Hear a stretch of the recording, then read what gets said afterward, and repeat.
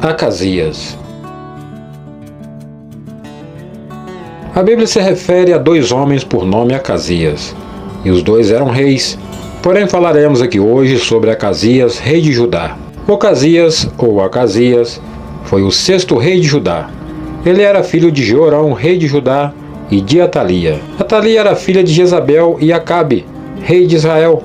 Então Acasias era neto de Jezabel e do rei Acabe. Durante o reinado de seu pai Jorão, os filisteus invadiram Judá e levaram cativos todos os filhos de Jorão, menos Acasias. Ao subir ao trono, Acasias tinha 22 anos de idade e foi influenciado negativamente por sua mãe Atalia. Atalia seguiu os mesmos costumes idólatras e de crueldade de Jezabel.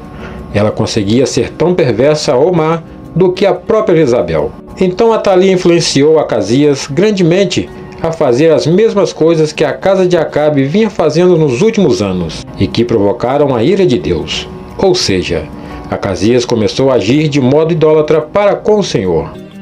E foi com Jorão, filho de Acabe, a Ramote de Gileade, a peleja contra Hazael, rei da Síria. E os sírios feriram a Jorão. Então voltou o rei Jorão para se curar em Gisrael, das feridas que os sírios lhe fizeram em Ramá, quando pelejou contra Hazael, rei da Síria, e desceu Acasias, filho de Jorão, rei de Judá, para ver a Jorão, filho de Acabe, em Gisrael, porquanto estava doente. 2 Reis 8, versículo 28 e 29.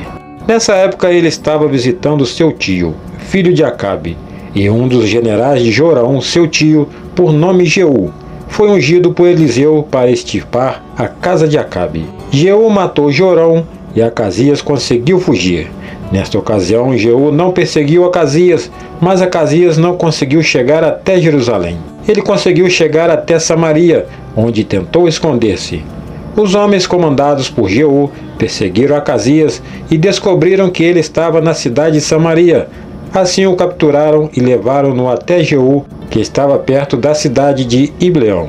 Quando Jeú viu Acasias, ordenou que os seus homens o matassem no seu carro. Os homens golpearam Acasias e feriram-no quando subia para Gur. Porém Acasias conseguiu escapar e fugir para o Megido, onde veio a morrer por seus ferimentos. Segundo Crônicas 22, a partir do versículo 7, nos mostra que a morte de Acasias aconteceu pela vontade de Deus.